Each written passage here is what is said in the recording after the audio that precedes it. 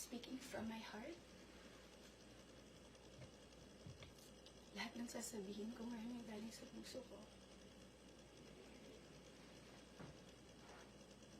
Today I will take accountability for everything. Nagkamali ako, and I want to say sorry for everything that I have done. It all started last June of 2024. I was in a very dark place. I was lonely. And I was getting attention from Anthony. The kind of attention that I needed. When I sensed that there was this brewing attraction between Anthony and I, nadala ako sa emotions ko. And I knew that was wrong. I came clean right away. I told my ex everything, and I admitted things to him, and then we broke up. It wasn't easy. It was very hard for me, too. I announced the breakup. The reason why I became so emotional during the interview, because I was holding back a truth. Yun yung totoo.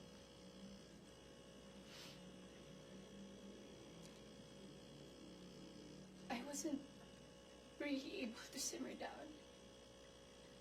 I wasn't able to reflect on what had happened.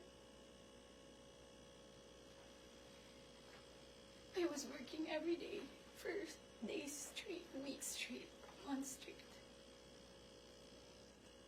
Bago nagsimula yung mga daming trabaho namin, I told Anthony that I broke up with my ex. And he also said the same thing.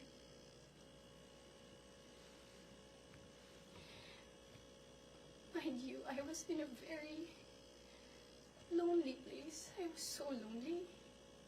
And I was so vulnerable at that time. Like everybody, nakaka-break lang. You would be so vulnerable. I was working every day. At sa lahat ng trabaho na yun, kasama ko si Anthony. Aaminin ko, sa araw-araw ng pagtatrabaho namin, nahulog din yung loob ko.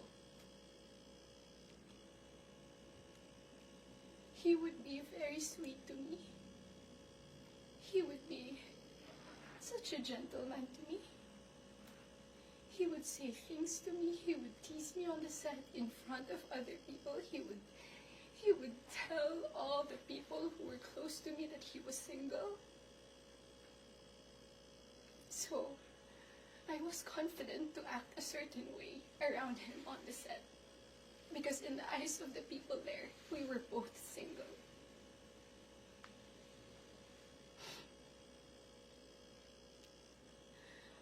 Araw-araw kami nagtatrabaho, and September came. We went to Italy for our shoot sa teleserye namin na Incognito. And doon nag-start na naging deep yung pagkakilala namin sa isa't isa. I really fell. Nung pauwi na kami ng Italy, it was my birthday, and we were stuck at the airport the whole day. He would say things to me that are sweet. He would say promises. We would tell promises to each other. And then nung pauwi na ng Italy, I felt so happy that I had to post something on my IG story just to appreciate him during that day. And then pagka-uwi ko, I think that the next 2 days, I saw a post or reposts ni Jam on TikTok. Nakita ko lahat yun. And at that time, yung time frame na yun, nasa screenshots din na nangamusta ako. I said, kamusta si Jam? Nangumusta ako kay Jam. It wasn't because dahil alam ko na sila pa. Dahil alam ko na she was going through something and Anthony had to take care of her. But at that time, nagtatrabaho pa rin kami and he would still be the same way to me. I would ask him. God knows I asked him. Nagkabalikan ba kayo? He said no. Do you still love her? He said no. He would say things na ako yung gusto niya and all. I really asked him so many times. And then the first wave of bashing on TikTok. Masakit yun para sa akin. I asked him, when are you gonna release a statement na wala na kayo? When? Because in the eyes of the public, you are taken. But I know that you're not. And you would be very sweet to me. When are you gonna release a statement? He would tell me he was waiting for the right moment. I didn't want to be pushy. I didn't want to aggravate things. So I waited and kept quiet. Because it wasn't my story to tell anyway. I kept quiet. October passed. We were working still every day. And then Halloween. It was the very first night we went out na medyo sweet kami sa isa't isa. The next day, Cham posted on her Instagram story. There were no names mentioned. There were no names. But people were insinuating that it was Anthony and I. So the waves of bashing came again. I asked him again, when are you gonna release a statement? God knows how many times I begged for a statement. I begged him to fix this because I was so tired of getting bashed. He said, wait, he's waiting for the right moment. I waited. I still kept quiet. I really wanted to speak up, but it wasn't my story and I would look really pathetic. Days went by. The press con of Incognito happened. He released a statement. To me, it was too late because at that time, I was slowly distancing myself from him romantically. The infatuation and the attraction died. But thank you for the statement. I thought everything was in the clear. I thought everything was gonna be okay. Ilang days nung lumipas. Screenshots. When I read it, it was 10 p.m. on a Tuesday night. When I read it, I was gutted. I was shocked. I'm truly, truly embarrassed. Dahil nakita ng tao lahat yun without my consent. Against my will. I read the screenshots over and over and over again. Ang pinaka-na-shock ako dun, I read it. It was the perfect narrative. That there was this other woman. That there was this apologetic boyfriend. And the avoidant boyfriend towards the other woman. And the scorned woman. That's the narrative. That's her side of the story. And there's nothing wrong with that. But this is my side.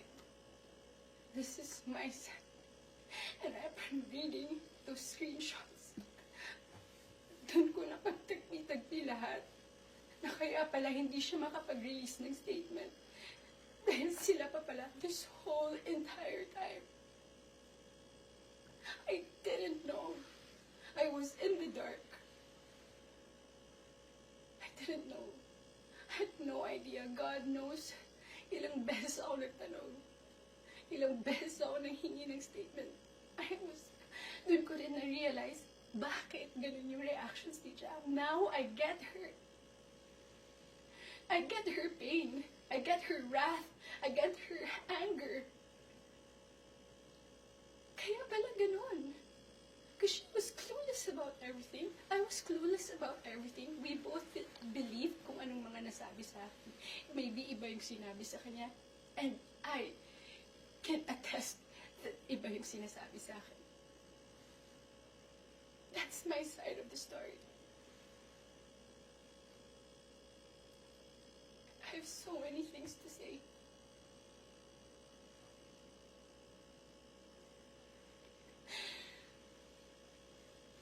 Hindi ko ako makapaniwala. Papahinga pala ako ganito sa buhay ko. So to the public,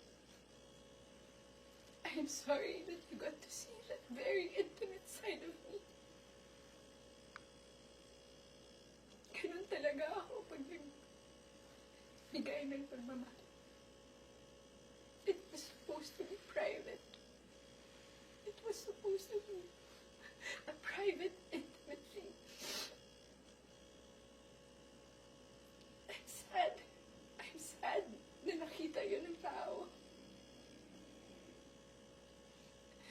And yes, I don't want to play the victim here.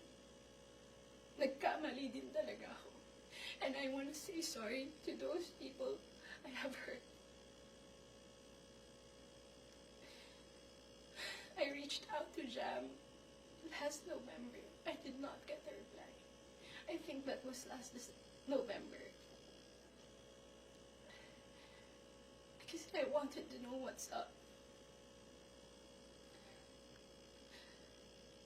So, I'm sorry.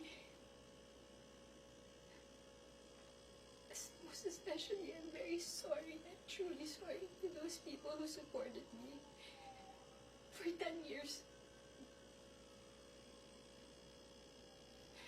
Alam nila lahat na ginapang ko yung career ko. Mapunta lang sa kung saan ko gusto. Ginawa ko lahat. Pinaghirapan ko lahat sa tulong nila. Nagagawa ko yung mga gusto. I don't know where I'm gonna go. I don't know saan ako papunta. Yung dignidad ko, hindi ko na mahanap. Whenever I go out, whenever I walk, I feel like I'm a naked woman walking. Hindi ko alam anong gagawin ko. I'm so embarrassed. And I'm sorry that you get to see that.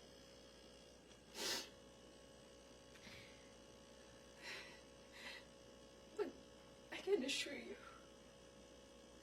tuloy pa rin ako. Tuloy pa rin ang laban. Magtatrabaho pa rin ako kahit mahirap. Hindi pa rin namamatay yung apoy sa puso ko. I'm still looking for that little girl inside of me. It's hard to look for her now, but someday I get to find her and I will be able to hold my shadows. What you saw was not a perfect human. I'm far, far from being perfect. What you saw was a human being.